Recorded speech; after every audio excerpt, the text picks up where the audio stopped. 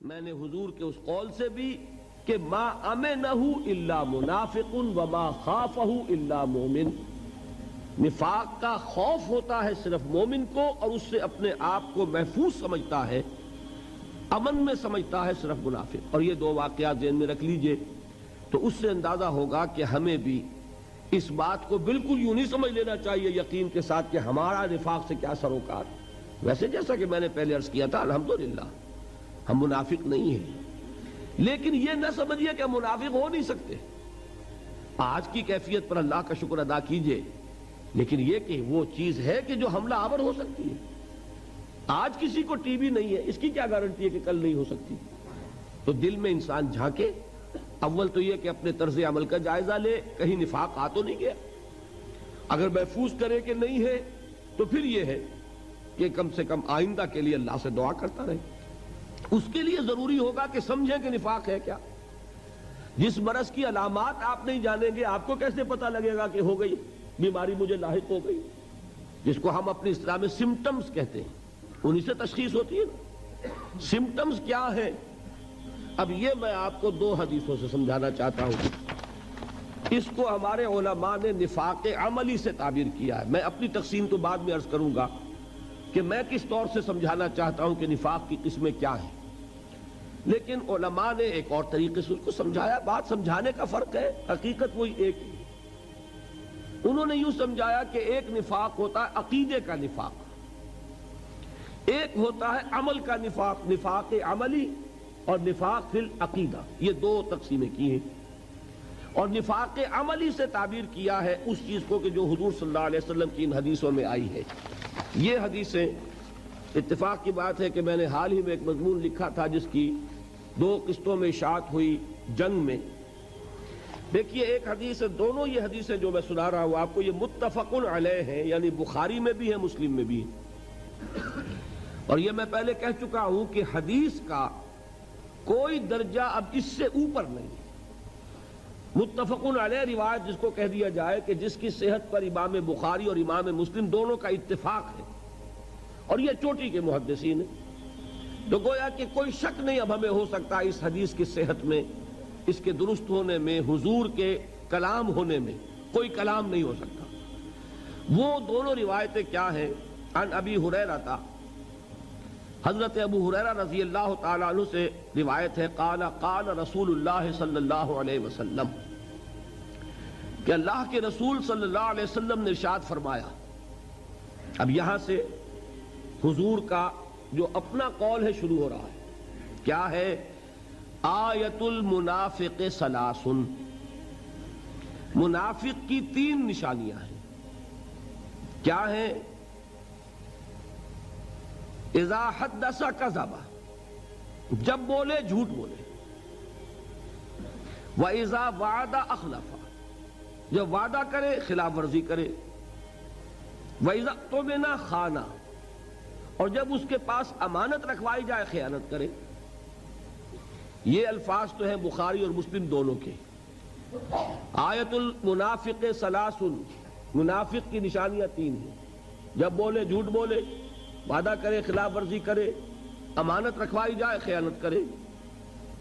اس کی جو روایت آئی ہے مسلم شریف میں، اس میں مزید الفاظ یہ ہیں، وَإِن صَامَ وَصَلَّى وَزَعَمَ أَنَّهُ مُسْلِمٌ، خواہ ایسا شخص نماز پڑھتا ہو، روزہ رکھتا ہو، پورا یقین رکھتا ہو کہ میں مسلمان ہوں، اگر یہ چیزیں اس میں موجود ہے تو وہ منافق ہے۔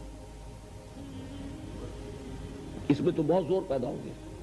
وَإِن صَامَ، خواہ وہ نماز روزہ رکھتا ہو، وَصَلَّى، اور نماز پڑھتا ہو، وَزَعَمَ أَنَّهُ مُسْلِمٌ، اور اسے زعم ہو کہ وہ مسلمان ہے، لیکن یہ کہ اگر یہ تین صفات اس میں ہیں وہ منافق ہے۔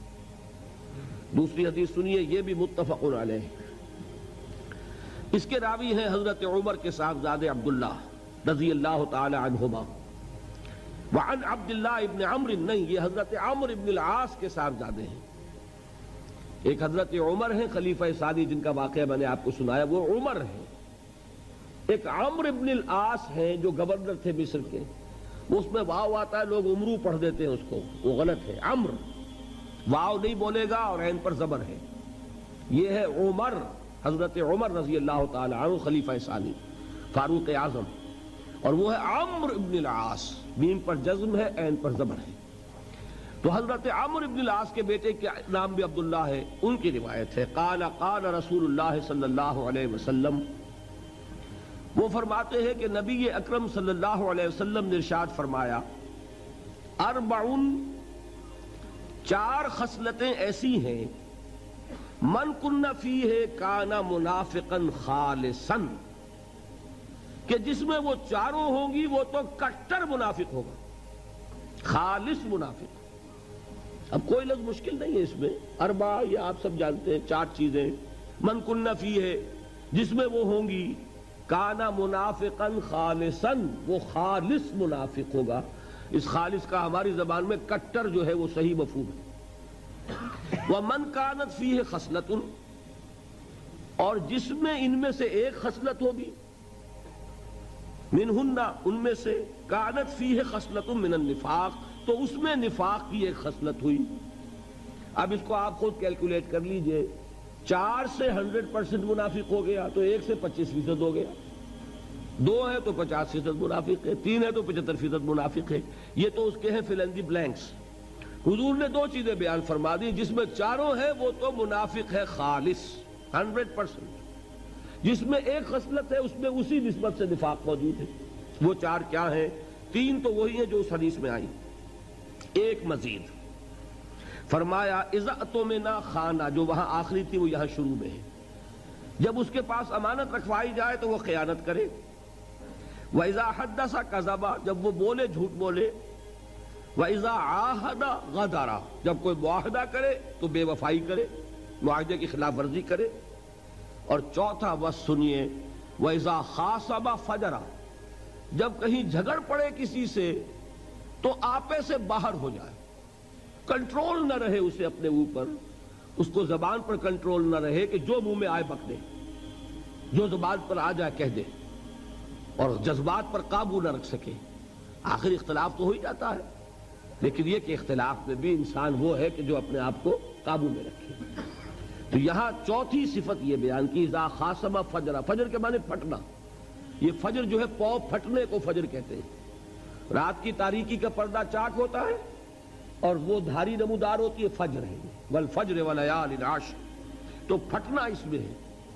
اسی طرح آپ نے پڑھا ہوگا قرآن میں فنفجرت منہ اثنتا عشرۃ عینا، وہ چٹان پر جب عصا پڑا تھا حضرت موسیٰ علیہ السلام کا تو اس میں سے پھوٹ بہے 12 چشمے، تو فجر کا مفہوم پھٹ جانا۔ تو جیسے انسان پھٹ جاتا ہے، ایکسپلوڈ ہو جاتا ہے، یہ آپ لفظ استعمال کرتے بھی ہیں، کوئی شخص ضبط کیے ہوئے ہے، آپ کی 10 باتیں تو اس لیے 11ویں کے اوپر ایک دم ایکسپلوڈ ہوتا ہے۔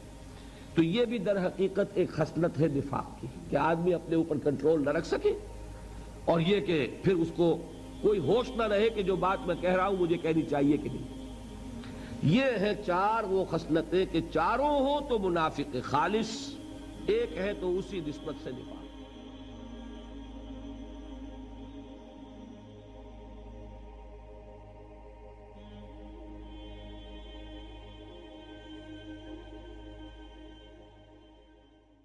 مزید ویڈیوز کے لیے ہمارے چینل ہاؤس آف اسلام کو سبسکرائب کرنا نہ بھولیے۔ شکریہ۔